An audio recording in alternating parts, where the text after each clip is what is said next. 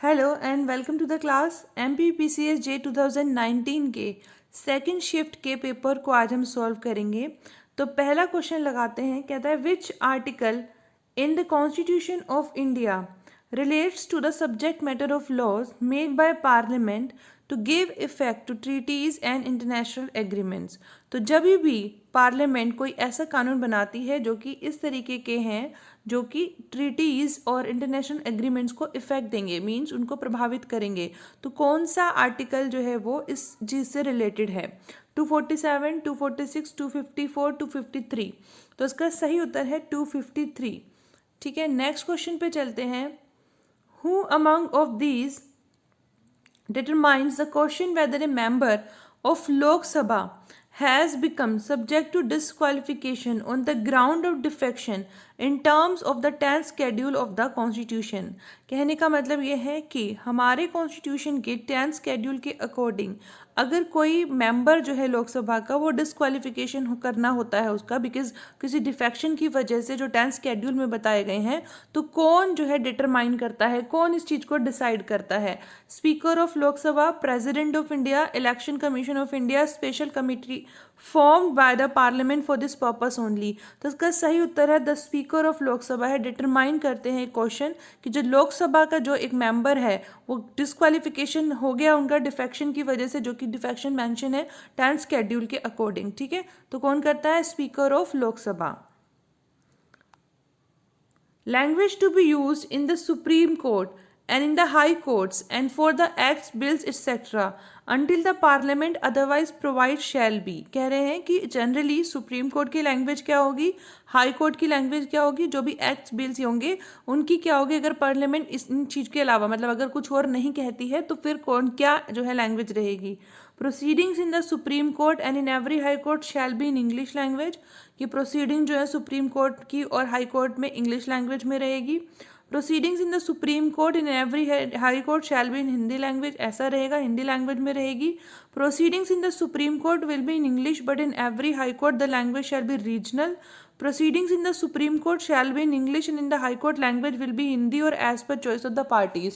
तो ऐसा कुछ नहीं है, हमें अच्छे से पता है सुप्रीम कोर्ट और हाई कोर्ट में जो लैंग्वेज होती है वो इंग्लिश होती है।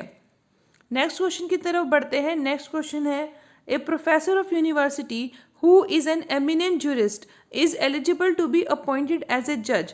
तो अगर कोई प्रोफेसर है यूनिवर्सिटी में जो एमिनेंट जूरिस्ट हैं वो अपॉइंट किए जा सकते हैं, वो एलिजिबल हैं कि वो कौन सी कोर्ट में अपॉइंट किए जाने योग्य हैं। हाई कोर्ट में, हाई कोर्ट सुप्रीम कोर्ट दोनों में, या फिर सुप्रीम कोर्ट में, या फिर ना तो सुप्रीम कोर्ट में ना हाई कोर्ट में।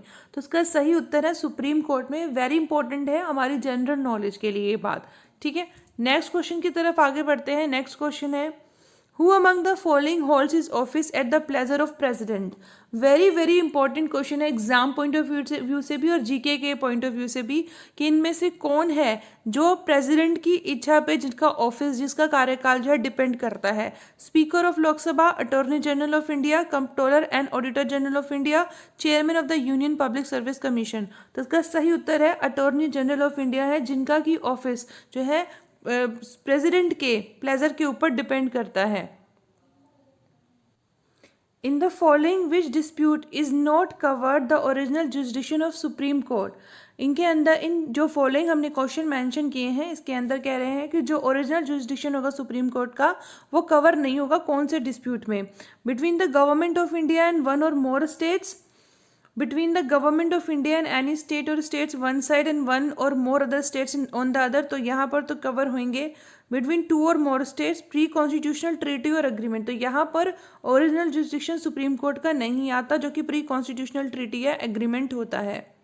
बाकी स्टेट्स के बीच में जब भी डिस्प्यूट होगा तो वो ओरिजिनल कॉन्स्टिट्यूशन में आता है। As per constitution khap panchayat have no authority to order honour killing is held. तो खाप पंचायत के पास कोई अथॉरिटी नहीं है ऑनर किलिंग को करने के लिए। ये कौन से केस में हेल्ड हुआ? शक्ति वाहिनी वर्सेस यूनियन ऑफ इंडिया। तो यही पहला केस जो है इसका करेक्ट है, शक्ति वाहिनी वर्सेस यूनियन ऑफ इंडिया के केस में ये हेल्ड हुआ था। ये केस था 2018 का। Which of the following writs can be issued only against judicial और क्वाजी जुडिशियल अथॉरिटी, तो क्वाज़ी जुडिशियल अथॉरिटी और जुडिशियल अथॉरिटी के अगेंस्ट कौन सी रिट को इशू किया जा सकता है? हबीस कॉर्पस, मैंडेमस, सर्टिलरी या क्यू वारंटो? तो सही उत्तर है सर्टिलरी, जो कि जुडिशियल और क्वाज़ी जुडिशियल अथॉरिटीज़ के अगेंस्ट इशू की जा सकती है, और इंडिविजुअल और पब्लिक के अगेंस्ट, पब्लिक अथॉरिटी के अगेंस्ट हबीस कॉर्पस। फिर आता है article 24 of constitution speak about, तो आर्टिकल 24 ऑफ इंडिया किसके बारे में बात करता है? इंडियन कॉन्स्टिट्यूशन का बात करता है कि कोई भी child below the age of 14 year shall be employed, no child below the age of 14 year shall be employed to work in any factory और माइन और अदर हजार्डस एम्प्लॉयमेंट, ठीक है, यही बात करता है। फिर no child below the age of 12 years shall be employed, नहीं 16 नहीं, 14 ईयर्स की बात है अंडर आर्टिकल 24 के अंदर, कि वो हजार्डस में नहीं, फैक्ट्री में नहीं काम करेगा। नेक्स्ट क्वेश्चन पे चलते हैं। Which article of constitution of India provides provision of uniform civil code? Very very important और इजी भी है। आर्टिकल 44 कहता है यूनिफॉर्म सिविल कोड के बारे में। Under order 32 rule 9 CPC, a next friend of a minor can be remove, तो next friend of a minor जो है वो कब रिमूव किया जा सकता है? If he ceases to reside in India during the pendency of the suit, अगर वो सूट के दौरान, सूट की पेंडेंसी के दौरान इंडिया में नहीं रहता, सीजेज टू रिसाइड, या फिर उसका इंटरेस्ट एडवर्स हो जाता है माइनर के इंटरेस्ट से, या फिर वो अपनी ड्यूटीज, अपने ऑब्लिगेशन पूरे नहीं करता, इनमें से कौन सा रीजन है ऑर्डर 32 रूल 9 के अकॉर्डिंग नेक्स्ट फ्रेंड को रिमूव करने का? तो उसका सही उत्तर है सभी कंडीशन में उसको रिमूव किया जा सकता है। जब वो इंडिया से बाहर चला गया तब भी, उसके इंटरेस्ट माइनर के इंटरेस्ट से अलग हो गए तब भी, और जब वो अपनी ड्यूटी फुलफिल नहीं करता तब तो हटा ही सकते हैं, ठीक है। फिर आता है विच section of CPC embraces the principle of restitution, तो रेस्टिट्यूशन के प्रिंसिपल को कौन से सेक्शन में बताया गया है? 134, 144, 148 और 151? नहीं, 144 में बताया गया है रेस्टिट्यूशन के प्रिंसिपल को। नेक्स्ट क्वेश्चन है अंडर CPC व्हेन एप्लीकेशन फिर रिव्यू इज डिसमिस, तो रिव्यू जो होता है के लिए जब भी एप्लीकेशन डिसमिस हो जाती है तो क्या होगा? हमें अच्छे से पता है कि फिर कोई अपील नहीं होती है। जब एक बार एप्लीकेशन फॉर रिव्यू को डिसमिस कर दिया गया तो फिर उसकी अपील नहीं होती है, ये हम बार बार करते आ रहे हैं। Where in order allowing amendment no time is prescribed, then amendment can be made from the date of order in, तो अगर कभी पर अमेंडमेंट के लिए टाइम नहीं लिखा हुआ, प्रेस्क्राइब नहीं किया गया कि आप जो है इसको इतने टाइम के बाद अमेंडमेंट कर सकते हैं, तो फिर क्या होगा? Amendment can be made from the date of order in 14 days, reasonable time 60 days, 933 days. सही उत्तर है 14 डेज के अंदर अमेंडमेंट और डेट ऑफ ऑर्डर के अंदर कर सकते हैं। Next question, where an injunction has been granted without giving notice to the opposite party, the court shall make an endeavor to finally dispose of the application within, जब एक injunction बनाया जाता है बिना ये नोटिस दिया अपोजिट पार्टी को, तो कोर्ट जो है वो एक एंडेवर बनाते हैं फाइनली डिस्पोज करने के लिए एप्लीकेशन कितने दिन के अंदर अंदर जो है डिस्पोज करनी होती है? 15 दिन, 30 दिन, 60 दिन या 90 डेज? तो इसका सही उत्तर आएगा 30 डेज के अंदर अंदर जो है, जब नोटिस नहीं दिया जाता इंजंक्शन का अपोजिट पार्टी का, तो कोर्ट एंडेवर बनाते हैं कि फाइनल डिस्पोज करना है कितने दिन के अंदर अंदर? 30 दिन के अंदर अंदर एप्लीकेशन को। No arrest and detention in civil imprisonment can be made if the decree is for payment of, तो कोई भी अरेस्ट, कोई भी डिटेंशन सिविल इम्प्रिजनमेंट में नहीं हो सकता है अगर डिक्री जो होता है 2000 से ज़्यादा का हो, 2-3 हज़ार से ज़्यादा का, 4,000 से 5,000 का। तो सही उत्तर बताओ फटाफट, 2,000 से ज़्यादा का हो, नॉट एक्सीडिंग 2,000 रुपीज़ अगर नहीं होएगा तो फिर जो है डिटेंशन, अरेस्ट एंड डिटेंशन जो होगा वो सिविल इम्प्रिजनमेंट में नहीं होगा, 2,000 से कम के में नहीं होता है ना। फिर आता है as per section 148 CPC the court may enlarge the prescribe period for, तो कोर्ट 148 के अकॉर्डिंग प्रेस्क्राइब पीरियड को कितना एनलार्ज कर सकते हैं? तो हमें अच्छे से पता होना चाहिए 30 डेज तक के जो है वो एनलार्ज कर सकते हैं। 148 30 days. Even after ex parte proceeding, the defendant can take part in further proceeding of the suit. This principle was pronounced by Honorable Supreme Court in the case of, कहने ex parte proceeding के बाद भी defendant जो होता है वो further proceeding जो suit की होंगी वहाँ पर पार्ट कर सकता है।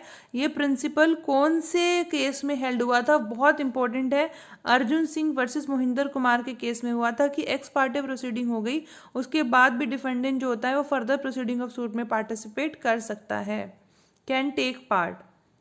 Judgment and decree passed by the court which takes inherent jurisdiction, तो जब भी जजमेंट और डिक्री होगा वो कोर्ट पास करेंगे जिनके पास इनहेरेंट जुरिस्डिक्शन है, जिनके पास इनहेरेंट जुरिस्डिक्शन है तो वो क्या होगा? वो नलिटी होगा, would never operate as res judicata, can be challenge in subsequent suit, all of these are correct. तो nullity, would never operate as res judicata, can be challenged in subsequent suit, judgment and decree passed by court which takes which lacks inherent jurisdiction.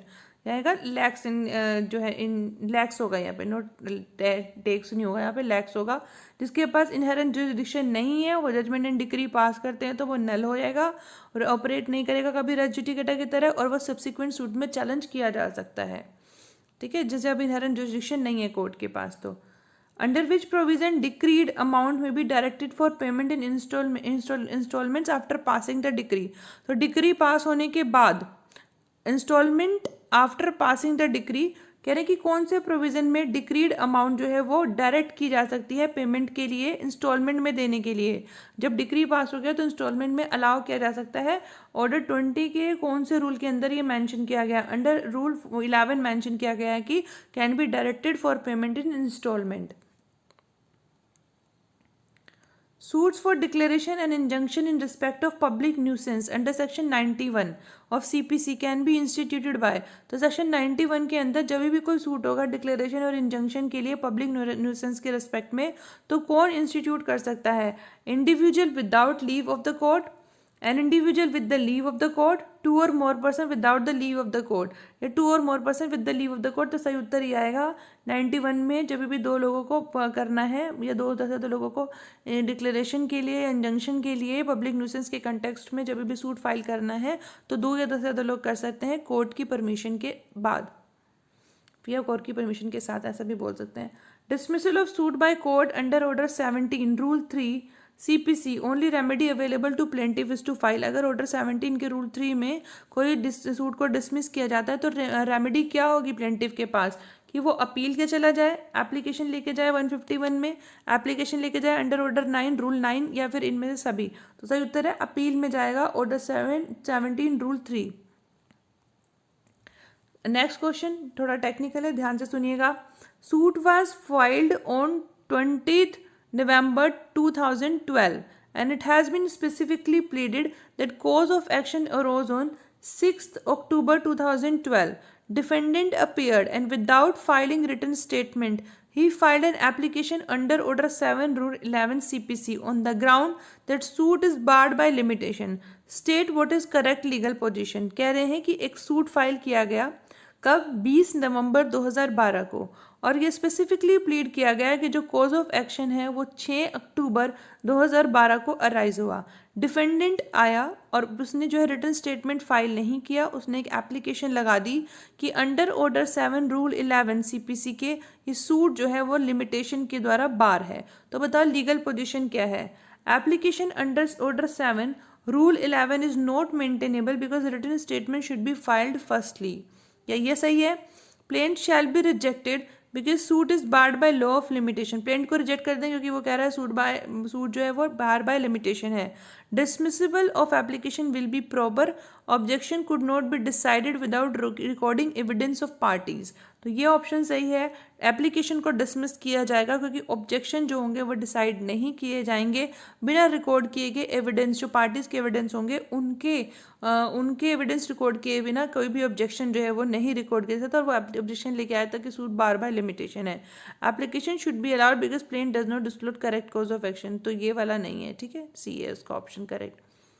Next है a civil suit was repeatedly fixed by the trial court for examination of defendant witnesses, but the said opportunity was not availed by the defendant. Therefore, on 18th November 2006, when neither the defendant nor his counsel had appeared, the trial court had proceeded ex parte and heard the final arguments and reserved the case for judgment. On 28th November 2006, the defendant had filed an application under Order 9, Rule 7, read with Section 151 of CPC, which is एक civil suit repeatedly जो कि fix था trial court के द्वारा examination के लिए defendant के witness के लिए, बट जो अपॉर्चुनिटी थी वो डिफेंडेंट ने नहीं ली, मतलब अपने विटनेसेस को एग्जामिन नहीं कराया. इसलिए 18 नवंबर 2016 को जब डिफेंडेंट नहीं आया ना उसके कोई काउंसिल आया तो ट्रायल कोर्ट ने एक्स पार्टे डिक्री ली और फाइनल आर्गूमेंट सुनने के बाद में जो है डेट जो फिक्स कर दी कि हम इस डेट को जजमेंट सुना देंगे. फिर 28 नवंबर 2016 को डिफेंडेंट ने एक एप्लीकेशन फाइल की अंडर ऑर्डर 9 रूल 7 और सेक्शन 151 के अंदर. तो ये क्या एप्लीकेशन मेंटेनेबल है? नॉन मेंटेनेबल है क्योंकि आप नहीं आए थे तब जब आपको बुलाया गया था। Which one comes in the purview of formal defect for withdrawal of suit under order 23 rule 1 सब रूल 1। तो अंडर ऑर्डर 23 रूल 1 सब रूल 1 के अंदर इनमें से क्या है जो formal defect for withdrawal of suit के अंडर आता है? Want of notice under section 80 CPC, हाँ फॉर्मल डिफेक्ट में आएगा। Confusion regarding identification of suit property, हाँ इम्प्रॉपर वैल्यूएशन ऑफ सूट, सब आते हैं इसके अंदर।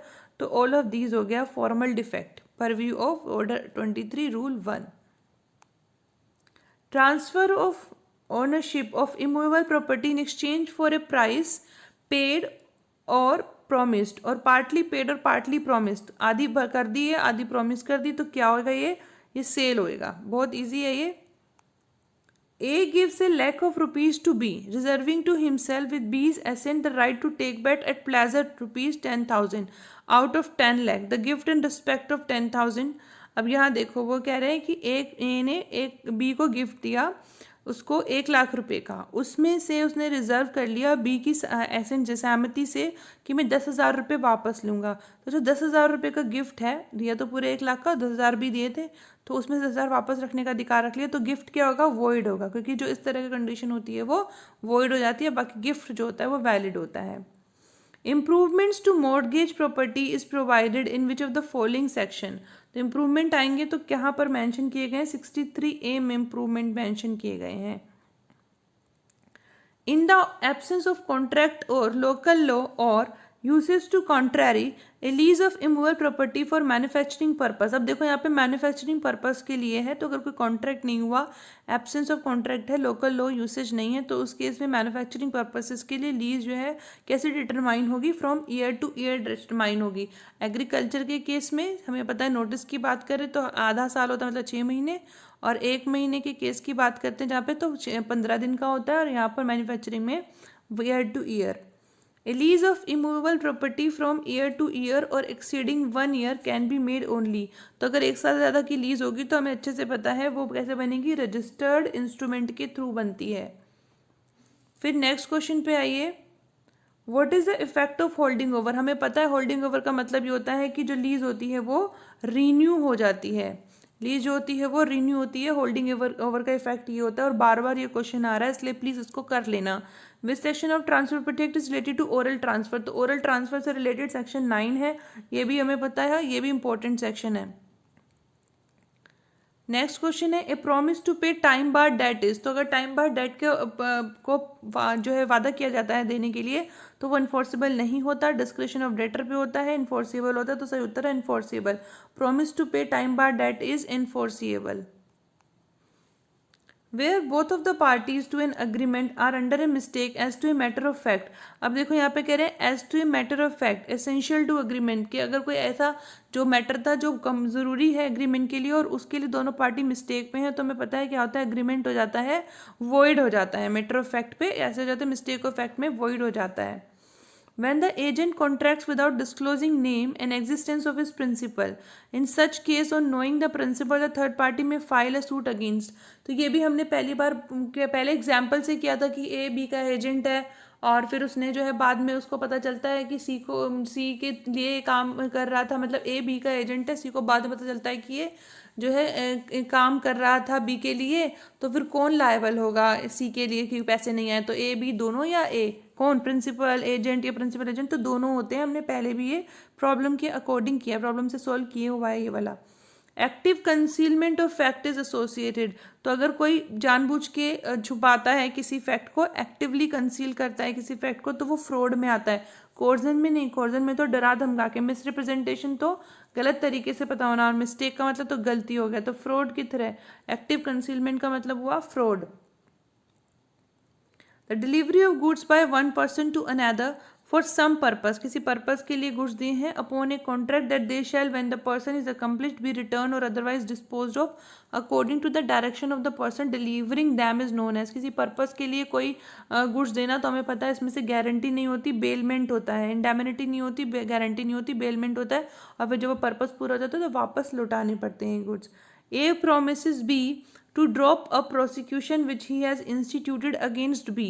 ए वादा करता है बी से कि मैंने जो प्रोसिक्यूशन इंस्टीट्यूट किया था वो मैं ड्रॉप कर दूंगा for robbery and B promises to restore the value of things taken. तो वो कहता है कि ठीक है, मैं रॉबरी के लिए, जो रॉबरी के लिए हुआ था ना, उसने जो इंस्टीट्यूट किया था कि उसने रॉबरी की है, तो वो कहता है मैं तुम्हारा जो केस है वापस ले लूँगा और तुम्हें जो मेरी वैल्यू, पैसे की वैल्यूज वगैरह वो सब देनी पड़ेगी। तो एग्रीमेंट क्या हुआ, वॉइड हुआ। किसी भी क्राइम को ऐसे करने के लिए जो भी कॉन्ट्रैक्ट बनता है वो कैसा होता है, वो वॉइड होता है। A promises to deliver goods to B on a certain day at a certain day on the payment of ₹1000। अब A जो होता है वो मर जाता है उससे पहले ही, कॉन्ट्रैक्ट वॉइड हो जाएगा। या A का रिप्रेजेंटेशन बाउंड नहीं है डिलीवर करने के लिए गुड्स को। B is not bound to pay ₹1000 to A's representative, या A's representatives are bound to deliver the goods to B and B is bound to pay ₹1000 to representation of A। This is correct because why this is correct, ये इसलिए correct है क्योंकि यहाँ पर कोई उसका personal काम तो नहीं था। Deliver goods to B on a certain day and certain day on the payment of ₹10। तो यहाँ पर कोई स्पेसिफिक परफॉर्मेंस वाली तो थी नहीं कि कोई गाना गाना है तो वही गाएगा, पेंटिंग करनी है तो वही करेगा। तो गुड्स डिलीवर करने थे तो वो रिप्रेजेंटेटिव भी कर सकता है। An agreement entered into with free consent and lawful but with inadequate consideration। अगर consideration inadequate होगा तो क्या होगा, कॉन्ट्रैक्ट वैलिड हो जाएगा, अनलॉफुल होगा, void होगा, voidable होगा। देखो फ्री कंसेंट है, लॉफुल ऑब्जेक्ट है, बस कंसिडरेशन inadequate है तो कॉन्ट्रैक्ट वैलिड रहेगा। Under specific relief act 1963 specific relief grant किया जा सकता है इंडिविजुअल सिविल राइट्स के लिए, बस यही ऑप्शन ठीक है। Public interest litigation penal law तो है ही नहीं, बस इंडिविजुअल सिविल राइट्स के लिए है। Section 20A was inserted into the specific relief act in respect of special provision of contract which are। तो 20A हमें पता है अमेंडमेंट के बाद ऐड हुआ है, इंफ्रास्ट्रक्चर प्रोजेक्ट्स के लिए ऐड हुआ है ये। Declaratory decrease binding only on, तो बहुत अच्छे से पता है जो सूट्स की पार्टी होती है उनके ऊपर भी, जो उनके रिप्रेजेंटेटिव होते हैं उनके ऊपर भी, ट्रस्टी के ऊपर, इनके सबके ऊपर जो है ये बाइंडिंग होता है। तो ऑल ऑफ दीज हो गया इसका option. Which of the following is not the essential condition for applicability of section 8 of specific relief act. तो क्या जो है ठीक नहीं है। Article must be movable property ज़रूरी है, article must be the possession और कंट्रोल डिफेंडेंट के कंट्रोल में होना चाहिए, पोजेशन में होना चाहिए, डिफेंडेंट ओनर हो ऐसा ज़रूरी नहीं है, पोजेशन ज़रूरी है। Plaintiff must be entitled to immediate possession of the article, ये भी ठीक है, बट डिफेंडेंट ओनर नहीं हो तो चलेगा, लेकिन पोजेशन में होना चाहिए, ठीक है। तो विच of the following facts is not correct under section 14A of specific relief act. इसके अंदर कौन सा जो फैक्ट है वो करेक्ट नहीं है। Report of expert shall form part of the record, तो जो रिपोर्ट होगी एक्सपर्ट की वो रिकॉर्ड का पार्ट होगी। तो opinion of expert may not form part of the record, तो जो एक्सपर्ट की ओपिनियन होगी वो रिकॉर्ड का पार्ट नहीं होगा, ये वाला गलत है। आगे भी देखते हैं, मतलब ये ऑप्शन हमारे क्वेश्चन के आंसर ही बनता है।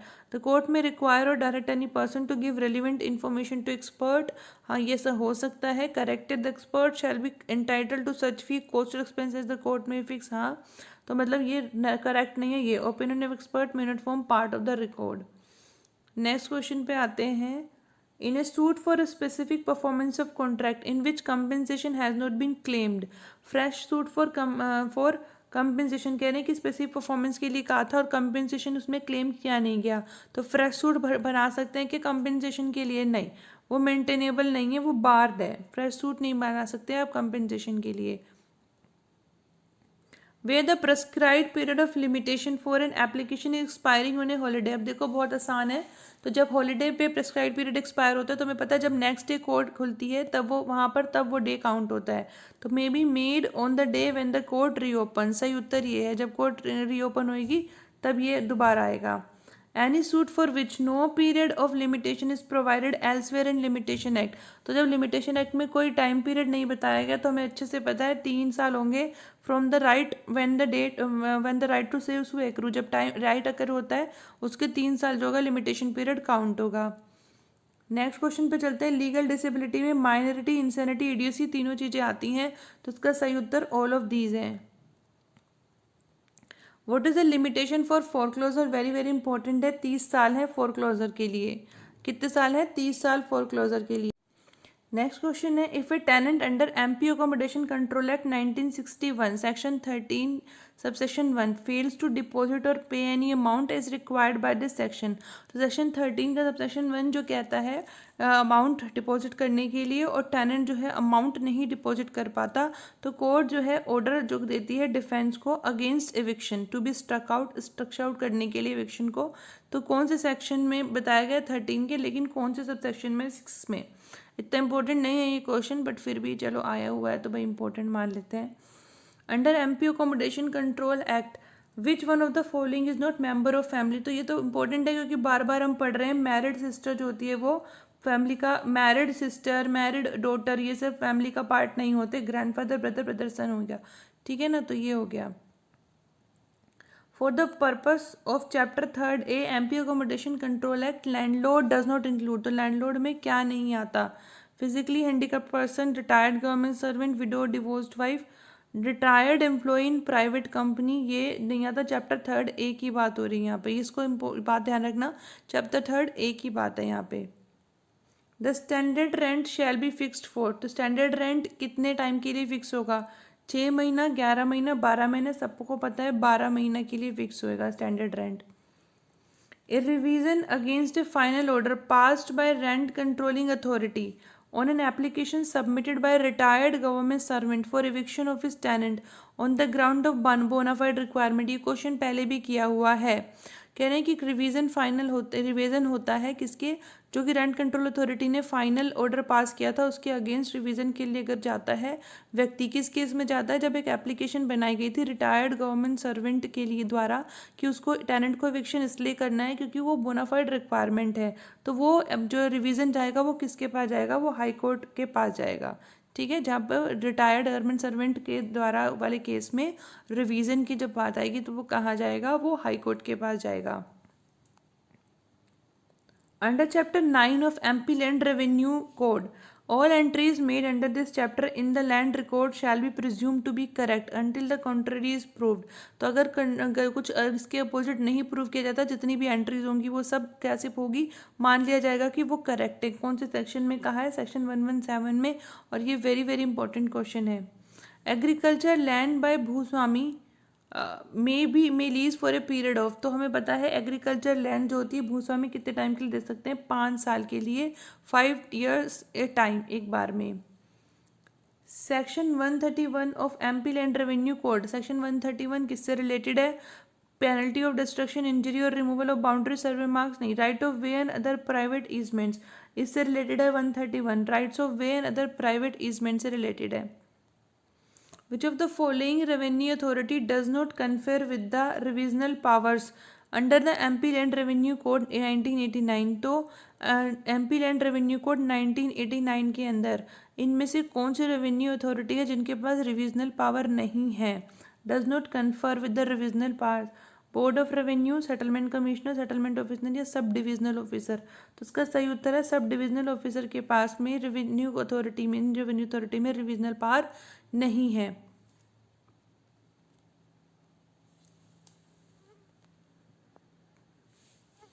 नेक्स्ट क्वेश्चन, इफ ए भूस्वामी belonging to aboriginal tribe. अब देखो ये क्वेश्चन पहले भी किया हुआ, अगर आप मेरे साथ रोज क्वेश्चन कर रहे हो तो आपने करा होगा ये भी कि अगर जो है भूस्वामी जो है जो कि अब ओरिजिनल ट्राइब से बिलोंग करता है वो डिस्पोसेस्ड होता है अपनी लैंड से, तो ड्यू कोर्स ऑफ लॉ के अकॉर्डिंग नहीं, ड्यूरिंग द ईयर 2005, तो वो एप्लीकेशन रिस्टोरेशन पोजेशन के लिए कितने टाइम के अंदर अंदर बना सकते हैं, 5 साल के अंदर अंदर वो रिस्टोरेशन के लिए बना सकते हैं। फिर आता है in which of the following section of Indian evidence act provision as to refresh memory. तो ये अभी कल परसों ही पढ़ा है, रिफ्रेश मेमोरी 159 के अंदर आता है। Next, what minimum number of witnesses are required to prove offence of dacoity in trial. तो सबको पता है कोई भी ऑफेंस की बात हो उसके लिए कोई मिनिमम नंबर तो है ही नहीं लिखा हुआ, ठीक है, क्वांटिटी नहीं क्वालिटी देखी जाती। No particular number of witnesses prescribe to provide proving any fact, किसी भी केस के लिए प्रूव करने के लिए ज़रूरी नहीं है। A prosecutes B for theft and wishes the court to believe that B admitted the theft to C. अब कह रहे हैं ए प्रोसिक्यूट करता है बी को चोरी के लिए और वो कोर्ट से इच्छा जाहिर करता है कि वो बिलीव कर ले कि बी ने इस फैक्ट को एडमिट करा था सी को, मतलब बी ने चोरी की और ये बता दी बात सी को। अब ए जाके प्रोसिक्यूट कर देता है और कहता है कि ये बात मान ली जाए कि वो जो है सी जो है वो सी को बताया है बी, तो ए मस्ट प्रूव द एडमिशन, तो ए को ये एडमिशन प्रूव करना पड़ेगा। सी मस्ट प्रूव का ज़रूरत नहीं, ए को करना पड़ेगा प्रूव, ठीक है। फिर आएगा क्योंकि वही कह रहा है ना इस बात को। Under section 145 of Indian evidence act a witness may be cross examine as to previous statement in writing, तो प्रीवियस स्टेटमेंट के लिए जो उसने कहा था राइटिंग में, कब किस केस में जो है वो विटनेस जो है वो क्रॉस एग्जामिन किया जा सकता है। After proving the same and showing the same to the witness, मतलब वो प्रूव करने के बाद में और विटनेस को दिखाने के बाद में, without proving the same but only after showing the same to the witness. हाँ, बिना प्रूफ करने की ज़रूरत नहीं है, बस विटनेस को दिखाना है कि आपने ये कहा था, फिर उसके बाद में उसे प्रूफ करना है। Admissions are not conclusive proof of facts admitted but they may operate. Admission जो है वो रेस्टिटिकेटा की तरह ऑपरेट होते हैं, एस्टोपल की तरह, रेस्डे की तरह। सही उत्तर है एस्टोपल्स की तरह, मतलब जो आपने पहले करा था वो सब डिनाई नहीं कर सकते, उसके लिए रोकने के लिए एडमिशन जो है कंक्लूसिव प्रूफ है। Under section 32 subsection 1 Indian evidence act, statements made by whom of these are relevant, तो किनके द्वारा बनाए गए स्टेटमेंट्स रिलीवेंट है? Persons who are dead, persons who are incapable of giving evidence, persons whose attendance cannot be procured by delay or expense। तो जो dead हैं उनके जो स्टेटमेंट होंगे वो रिलीवेंट है, 32 डाइंग डिक्लेरेशन की बात करता है, ये हमें पता होना चाहिए। In which section 27 of Indian Evidence Act was held to be valid under Article 14 of Constitution of India। तो इस 27 आर्टिकल 14 के जो है किस सेक्शन में, किस केस में सेक्शन 27 को ये कहा गया था कि वो अंडर आर्टिकल 14 जो है वो वैलिड है। ये बात किस में, कौन सेक्शन में, कौन से केस में कही गई थी? Very very important case law है, वेरी वेरी इंपॉर्टेंट ये क्वेश्चन है, कभी मत भूलना। State of UP versus Deoman Upadhyaya के केस में ये बात कही गई थी, बहुत ही इंपॉर्टेंट क्वेश्चन है ये। Evidence of a witness in a previous proceeding would be admissible under section 32 of Indian Evidence Act only if the adverse party in the first proceeding had the rights and the opportunity to cross-examine the witness, the statements are। तो कह रहे हैं कि अगर evidence जो होंगे witness का previous proceeding में एडमिसिबल होंगे अंडर सेक्शन 32 तभी होंगे जबकि केवल एडवर्स पार्टी जो फर्स्ट प्रोसीडिंग में उनके पास राइट था, अपॉर्चुनिटी था क्रॉस एग्जामिन करने के लिए, तो स्टेटमेंट ट्रू है, ये वाली स्टेटमेंट ट्रू है। A party ask question to his own witness, अपने विटनेस से क्वेश्चन कह देना, तो ये कौन से सेक्शन में है? ये है 154 में। बताना 154 में क्या कहा गया है।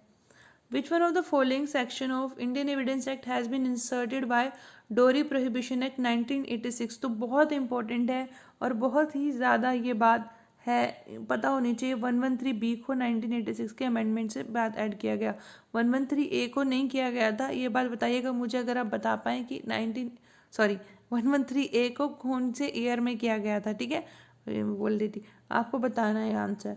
Under Indian evidence act evidence में भी गिवन इन रिस्पेक्ट ऑफ, तो एविडेंस किस रिस्पेक्ट में दिए जाएंगे? व्हेन फैक्ट जो है इशू है, रेलिवेंट फैक्ट के केस में fact in issue, relevant fact, तो दोनों की बात हो रही है।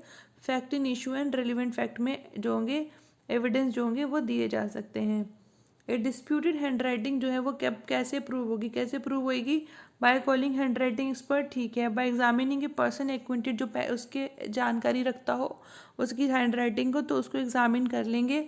बाय कंपैरिजन करके एडमिटेड डिस्प्यूट, कल भी पढ़ा था, तो उसके ऑप्शन हो गए all of these. Disputed hand writing को इस तरीके से देख सकते हैं। Confession of N accused is admissible against को एक्यूज्ड, तो को एक्यूज्ड के अगेंस्ट जो एडमिशन होंगे वो कब एडमिसिबल होंगे? कन्फेशन जो होंगे, if they are tried jointly for the same offences, हाँ ये सही, आगे भी देखते हैं।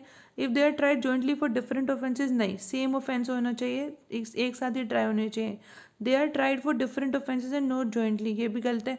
दे are tried for same but are not jointly, तो ये भी गलत है। सेम ऑफेंस होना चाहिए और सेम ही तरह वो ट्राई होने चाहिए। The facts from part of the same transaction, तो बताएं हमें सेम ट्रांजेक्शन में जो फैक्ट्स जो होते हैं वो पार्ट करते हैं, वो सेक्शन 6 के अंदर आते हैं, सेम ट्रांजेक्शन वाली बात। In case of wills under section 90 of Indian evidence act the period of 30 years shall run, तो विल्स के केस में सेक्शन 90 जो है वो कहता है कि जो 30 ईयर्स का पीरियड होगा वो कब से रन होना शुरू होगा?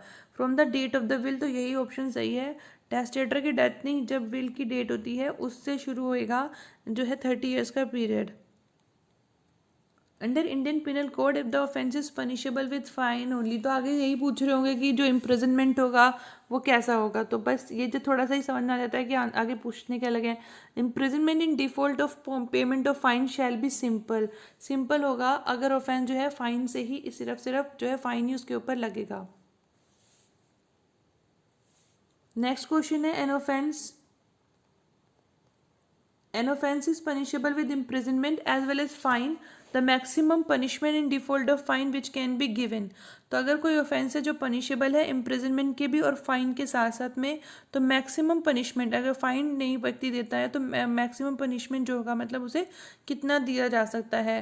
तो हमें पता है कि वो जो होना चाहिए 1/4 नहीं, उससे ज़्यादा नहीं होना चाहिए। जो प्रेस्क्राइब पनिशमेंट है उस ऑफेंस के लिए उससे 1/4 जो होता है वो ज़्यादा नहीं होता है। A agree with B that he will help B in copying in his examination, कह रहा है कि मैं तुम्हें चीटिंग करने में हेल्प करूंगा। तो वो ये क्या कर रहा है, abetment, intention, object, criminal conspiracy, तो ये क्रिमिनल कॉन्स्पिरेसी। अगली बार जब ऐसे कहो ना किसी को मैं हेल्प करूंगा तो समझ लेना क्रिमिनल कॉन्स्पिरेसी कर रहे हो। ए 17 years old daughter of B, C without consent of B takes A for a tour of South India, C has committed the offense of। अभी देखो A 17 years की है, B की डॉटर है, B की डॉटर A कितने years की है, 17 ईयर्स की, ठीक है। सी जो है वो बिना कंसेंट के, बी की कंसेंट से ए को जो है साउथ इंडिया में ले जाता है। तो उसका मतलब उसने कौन सा ऑफेंस किया है, तो उसने किडनैपिंग की है, क्योंकि उसकी परमिशन के बिना ले गया था, तो ये क्या हुआ, किडनैपिंग। तो Joseph Shine versus union of India का केस पूछ रहा है, अल्ट्रा वायरस क्या हुआ, तो 497 अल्ट्रा वायरस हुआ था इसमें, ठीक है। राइट ऑफ प्राइवेट डिफेंस कब अवेलेबल नहीं है, against an insane, against child, where there is sufficient time to make, अगर ये वाला अवेलेबल नहीं होगा जब पब्लिक अथॉरिटीज़ के पास जा सकते थे फिर भी नहीं गए, तो ये जो होगा फिर प्राइवेट डिफेंस करने का, अपना डिफेंस लेना चाह रहे हो तो वो जो है अवेलेबल नहीं होएगा। A finds a valuable ring not knowing to him it belong, समझ रहे हो इसका आगे क्या पूछेंगे कि बताओ उसने कौन सा ऑफेंस किया। तो A sells it immediately without attempt discovering its owner, A is the guilty of offence under section 403। मुझे बताना 403 में क्या कहा है, और ये मैंने आपको इंपॉर्टेंट क्वेश्चंस में भी कराया हुआ है। Nothing is an offence which is done by child under 17 years of age, तो ये क्या होता है, डोली इन कैपेक्स होता है। सेक्शन बताना क्या है इसका, ये भी इंपॉर्टेंट क्वेश्चन में करवाया हुआ है। A knowing that B has murdered Z against B to hide the body with the intention of screening B from punishment, A is liable under section। A को पता है कि B ने G का मर्डर कर दिया है, तो वो क्या करता है, B को हाइड करता है इंटेंशन कि वो उसको बचा लेगा पनिशमेंट से। तो उसने क्या किया है, उसने 201 के अंदर पनिशमेंट किया है, ऑफेंस किया है। ए होल्ड जी डाउन, अब ये समझ में आ ही रहेगा आपको, उसे डाउन करके उसने फ्रॉडलेंटली उसे लिया है, जूल्स लिए हैं क्लोथ जी की कंसेंट से, तो उसने वॉलंटरी रॉन्गफुल रेस्ट्रेंट किया जी को, तो उसने क्या किया, उसने रॉबरी किया है, एक्सटॉर्शन भी लगाया, और फिर उससे जो है फ्रॉडलेंटली, देखो यहाँ पर क्या कह रहे हैं, fraudulently takes, dishonestly word use नहीं हुआ है, वर्ड यूज हुआ है फ्रॉडलेंटली, तो इसने रॉबरी की है। अब ए इंस्टिगेट करता है बी को मर्डर करने के लिए सी का, जो वो मना कर देता है। अब ए ने क्या किया है, अब ए ने क्या किया, ए इंस्टिगेट करता है, ए ने इंस्टिगेट कर दिया ना बी को, भले ही उसने नहीं किया मर्डर, तो ए तो गिल्टी होगा, किस लिए गिल्टी होगा, अबेटमेंट टू कमिट मर्डर के लिए गिल्टी होगा। A, B are good friends. A proposes B for marriage but she denies. A in suspicion of B's love affair with someone else monitored her with mobile phone and email. तो mobile phone और email account से किसी women को देखना हमें अच्छे से पता है, हम पहले भी कर पा रहे हैं। स्टॉकिंग होता है, और स्टॉकिंग 354 SD से याद आया, SD, तो यहाँ पे क्या होगा, D, SD नहीं आएगा, D, S मतलब स्टॉकिंग और D मतलब जो हमारा सेक्शन है। An act which is done by a judge when acting judicially in the exercise of any power which is in good faith। अब देखो क्या लिखा है, गुड फेथ में जो उन्हें लगता है कि जो उन्हें दी गई है वो सही काम कर रहे हैं, तो इसका मतलब उन्होंने ऑफेंस करा नहीं, कोई ऑफेंस नहीं करा, तो ऐसे तो फिर कानून का कभी काम ही नहीं चलेगा, है ना। तो अगर गुड फेथ में कोई दिया गया पनिशमेंट तो वो ऑफेंस में नहीं आएगा। A poor student finds a letter on the road containing a bank note from the content and direction of letter he learns whom note belongs, A uses that note for buying some books, A has committed. अब देखो यहाँ पे क्या हुआ, उसको पता था कि किसका नोट है, उसको पता चल गया, लेकिन फिर भी उसने उससे बुक्स खरीद ली। तो उसने क्या किया, the offence of dishonest misappropriation of property, यही सही है। थेफ्ट नहीं किया, कोई ऑफेंस तो किया है, जब उसे पता था किसका है, ब्रीच ऑफ ट्रस्ट भी नहीं, तो क्रिमिनल मिसअप्रोप्रिएशन का जबरन कबन कर लेना प्रॉपर्टी को। Next, out of these offences against property the right of private defence कब अवेलेबल होएगा, criminal available breach of trust में नहीं होएगा, क्रिमिनल ट्रेसपास में, रॉबरी में, अटेम्प्ट टू कमिट मिसचीफ में। तो पूछ ही यही रहे हैं कि कहाँ पर अवेलेबल नहीं होगा, तो क्रिमिनल ब्रीच ऑफ ट्रस्ट के केस में प्राइवेट डिफेंस नहीं होगा। इस तो मेरा विश्वास तोड़ा, जाके मार दूँ, ऐसा नहीं होएगा। ठीक है, नेक्स्ट आता है under section 313 of CrPC the statement of the accused, तो जो स्टेटमेंट होंगे उसके एक्यूज के वो ओथ पे रिकॉर्डेड किए जाते हैं, ओथ पे रिकॉर्डेड किए जाते हैं। देखना, एंटिसिपेटरी बेल सेक्शन 438 में जो है वो इन किन केसेस में दी जाती है, सबको पता है, नॉन बेलेबल ऑफेंस में दी जाती है। Under Chapter 21 of CRPC, what is the maximum sentence of imprisonment which when you imposed for an offence? Summary trial का हम बार बार पढ़ रहे हैं, maximum imprisonment 3 months। Summary trial का सेक्शन बताना मुझे। Under CPC in which provision examination of accused is made after, अच्छा जो मैं आपसे सेक्शन पूछती हूँ ना, ये मैं सोचना मैं टाइम पास करने के लिए, अपनी नॉलेज चेक करने के लिए, जिस भी सेक्शन को मैं आपको पूछूं आप ये समझ लेना कि वो सेक्शन इंपॉर्टेंट है, और अगर आपको नहीं आते हैं ना आप एक बार जरूर देख लेना, और अगर फिर भी आपको कुछ नहीं समझ में आ रहा है तो हम मुझसे ज़रूर पूछा कीजिए, मैं ज़रूर आपको आंसर दूंगी। इसलिए आपको बोलती हूँ देखने के लिए कि क्योंकि अगर हम खुद जाके चेक करते हैं ना तो हमें याद रह जाती हैं चीज़ें। अच्छा अगर वहाँ एग्जाम में हमें नहीं भी पता होगा ना तब याद आएगा, अच्छा ये हमने सॉल्व करते हुए पूछा था, देखा था, तो तब हमें तुरंत याद आ जाएगा। इसलिए मैं कहती हूँ आप एक बार इसको ज़रूर देखिएगा।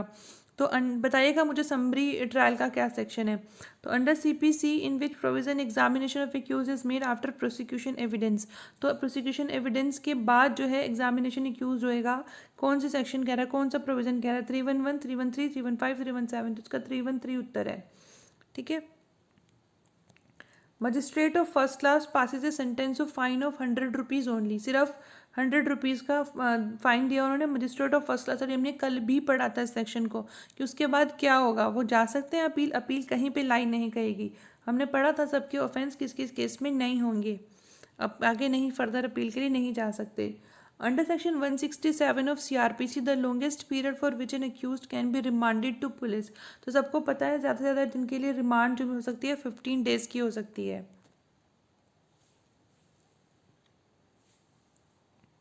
As per provision of subsection 3 of section 389 of CRPC, the trial court shall release a convicted person on bail who intends to present an appeal. In which of the case of these, the trial court can release the convicted person? जैसे कि जो हमारा जो section 389 है CrPC के subsection 3 में लिखा है कि ट्रायल कोर्ट है वो कन्विक्टेड पर्सन को बेल पर रिलीज कर देंगे जो कि इंटेंड करते हैं कि प्रेजेंट करने के लिए अपील के लिए। इन केसेस में से कोर्ट जो होंगे वो कन्विक्टेड पर्सन को रिलीज कर सकते हैं। The person is convicted for offence under section 435 IPC sentence for 7 years, तो इसमें ट्रायल रिलीज कर सकते हैं। The person for offence under section 327 for 5 years नहीं, the person for offence under section 59 for 4 years नहीं, तो 7 ईयर्स में जो होगा वो इंटेंस टू प्रेजेंट अपील इसे रिलीज कर सकते हैं।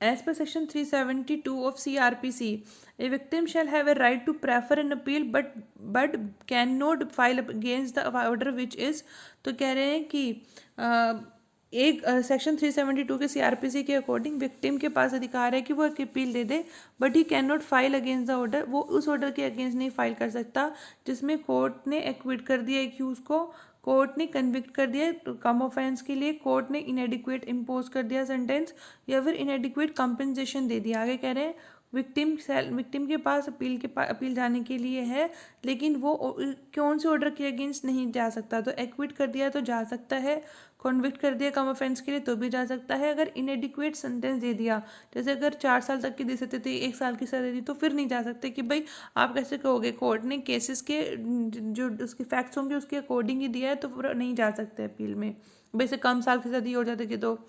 Which section of CRPC mandates that no court, when it has signed its judgment or final order disposing of a case, shall alter or review the same except to correct a clerical or arithmetical error? तो clerical और arithmetical error को जो है कर सकते हैं correct, बाकी जो है नहीं करेक्ट कर सकते। कौन से सेक्शन में बताया गया? तो उत्तर है 362। इसको करने ना इंपॉर्टेंट क्वेश्चन है 362। A person is convicted for life imprisonment for offence of section 302। ठीक है, अप्रोप्रिएट गवर्नमेंट कम्यूट कर सकती है सेंटेंस को। मिनिमम पीरियड कब तक, कितने टाइम पीरियड के लिए? 302 में दिए गए जो पनिशमेंट है उसको जो है कम्यूट किया जा सकता है, कम किया जा सकता है, तो 14 साल है। बिल्कुल सही, 14 साल बमुशक्कत रिहा किया जाता है। कई बार आपने कई फिल्मों में सुना होगा, तो 14 साल ऐसे याद रख लेना। बी साइड्स, हो सकता है मैंने कुछ गलत बोल दिया, बट ऐसा बहुत ज़्यादा हमने सुना है, 14 साल बशम्मत, ऐसे कुछ समथिंग लाइक दैट, है ना। तो फिर आप कर लेना उसको ज़रूर याद से। Beside section 209 CRPC which other section also provide for committal of cases to session court. तो सेशन कोर्ट के पास कमिट किए जाएंगे, केसेस जाएंगे 209 के सेक्शन के अलावा कौन से सेक्शन में कहा है? ये वेरी वेरी इंपॉर्टेंट है, 323, वेरी वेरी इंपॉर्टेंट बता रही हूँ मैं आपको ये। Which irregularities vitiate proceeding if any magistrate not being empowered? तो इनमें से कौन सी इरेगुलरिटी है जो प्रोसीडिंग्स को विटिएट कर देगी अगर मजिस्ट्रेट जो है वो एम्पावर्ड नहीं है?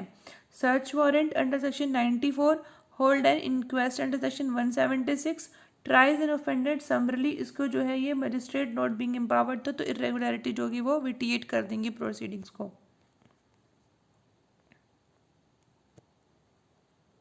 Whether before conclusion of the trial and before disposal of the appeal, accused can be asked to accused bail bond to appear before the high court? क्या कंक्लूजन, ट्रायल के कंक्लूजन से पहले और डिस्पोजल होने से appeal से पहले accused को कहा जा सकता है एग्जीक्यूट करने के लिए bail bonds before high court? हाँ, कहा जा सकता है। 437A CRPC कहता है, ये भी इंपॉर्टेंट ही है।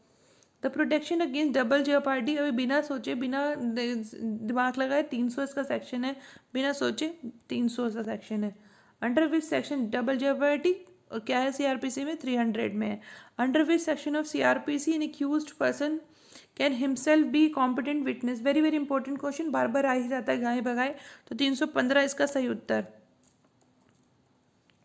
Nothing in section 138 negotiable instrument act shall apply unless, तो इनमें से कौन सा चीज़ जो है वो अप्लाई नहीं होएगी जब तक चेक प्रेजेंट होता है within month from the date of issue. देखो क्या लिखा है, nothing in section shall apply, तो क्या अप्लाई नहीं होगा? तो चेक प्रेजेंट नहीं होगा 1 महीने के अंदर अंदर from the date of issuance of cheque, cheque present होगा 3 महीने के अंदर अंदर within the issuance of cheque, cheque has been presented to bank within a period of 6 month or within the period of its validity whichever is earlier from the date of its issuance. तो ये इसका जो है correct option है। Next option पे चलिए, sorry question पे, if the cheque amount order to paid is written differently in figure in words, तो अगर अलग अलग जो है वर्ड्स में अलग लिखा है और फिगर में अलग लिखा जाएगा तो चेक क्या होगा? वॉइड हो जाएगा। Amount written in word shall be undertaken और ऑर्डर टू बी पेड, ये तो उसका सही उत्तर है, जो वर्ड्स में लिखा रहता है उसको सही माना जाता है। क्योंकि कई बार ऐसा होता है एक बंदे ने 1 0 लगा दी, या फिर जैसे मैंने 1000 रुपये लिखे, ठीक है, अब क्या होता है हम लोग बड़ी मिस्टेक करते हैं, ज़्यादातर जनरली करते हैं, हम इसको ऐसे छोड़ देते हैं 1000 को, या फिर कैसे करते हैं, ऐसे करके यहाँ पे हम सिग्नेचर कर लेते हैं। ठीक है, जैसे 1000 रुपये ये लिखा है तो हम क्या करेंगे, यहाँ करके यहाँ मतलब स्पेस छोड़ देते बीच में, तो बीच में कोई जीरो भर दे एक, फिर तो अगर कहीं पर मिसमैच हो गया तो क्या होगा, जो वर्ड्स में लिखा रहता है उससे करेक्ट मान लेते हैं। इसलिए जब भी हम कभी भी अगर हम जब भी चेक पे लिखते हैं तो ऐसे लिख करके 1000 एकदम सटा के लिखने चाहिए वर्ड्स को। अभी भी गैप हो गया, बिल्कुल ऐसे लिख के, और इसमें बिल्कुल स्पेस ही छोड़ना चाहिए, ऐसे लिखना चाहिए ताकि कोई भी वो ना रहे गुंजाइश कि कोई कुछ भर सके। Which is not a negotiable instrument, तो नेगोशिएबल इंस्ट्रूमेंट क्या नहीं है? पहला ही ऑप्शन ठीक है, बॉन्ड नहीं है, promissory note, bill of exchange और चेक, तीनों के तीनों नेगोशिएबल इंस्ट्रूमेंट है। Protection under section 138 negotiable instrument act 1888 which defence shall not be allowed, तो इसके अंदर कौन सा डिफेंस अलाउ नहीं होगा? Cheque is not sign by the drawer, ये अलाउड होगा। कंप्लेनेंट होल्डर और होल्डर इन ड्यू कॉस्ट नहीं है। Drawer had no reason to believe when he issued the check it may be dishonoured, ये वाला अलाउड नहीं है कि मतलब उसके पास यू कहे मेरे पास रीजन नहीं था कि वो अलाउ हो जाएंगे। फिर आता है under section 23 of negotiable instrument act, a promissory note or bill of exchange dated 31 August 2018 is made payable 3 months after date. तो 3 महीने के बाद आता है। तो इंस्ट्रूमेंट जो होगा इन मेच्योरिटी तो कौन सी मेच्योरिटी पे होगा? 3 दिसंबर 2008। क्या कह रहे हैं? The instrument is at the date maturity on the 3 December 2018। अगस्त से सितंबर, सितंबर से अक्टूबर, अक्टूबर से नवंबर, नवंबर से दिसंबर। अगस्त तो गया, तो 1 सितंबर से हम क्या मान लेंगे? 1 सितंबर से अक्टूबर तक, फिर अक्टूबर से नवंबर तक, नवंबर से दिसंबर तक। ठीक है, तो 3 दिसंबर 2018 जो होगा वो इसका डेट हो गया। तो ये हो गया हमारा आज के क्वेश्चंस। आई होप आपको समझ आया हो। तो अगर अच्छा लगा हो तो नेक्स्ट भी हम करेंगे सॉल्व, और आप लोग बने रहिएगा। Thank you so much. Thanks a lot. Keep learning and keep smiling.